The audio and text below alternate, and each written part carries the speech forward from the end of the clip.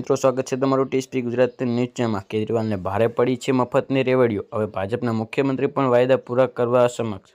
દેશના રાજકારણમાં રેવડી કલ્યાણ એટલે કે મફતની યોજનાઓ મોટી ભૂમિકા નિભાવી રહી છે। તાજેતરમાં દિલ્હી વિધાનસભાના ચૂંટણી અને પહેલાની મહારાષ્ટ્ર વિધાનસભામાં ચૂંટણી ઉપર અનેક મફત યોજનાઓ જાહેરાત કરવામાં આવી હતી, પરંતુ દિલ્હીની તેની ઉલટી જ અસર જોવા મળી રહી છે। પૂર્વ મુખ્યમંત્રી અરવિંદ કેજરીવાલ અનેક વખત મફત યોજનાને આપતા રહી 10 વર્ષ સુધી સત્તામાં રહ્યા, પરંતુ આ વખતે મહિલાઓ અને રિક્ષા ચાલકોને આકર્ષિત અનેક યોજનાઓને જાહેર કરવામાં સતત તેઓએ સત્તા ગુમાવવાની નોબત આવી છે।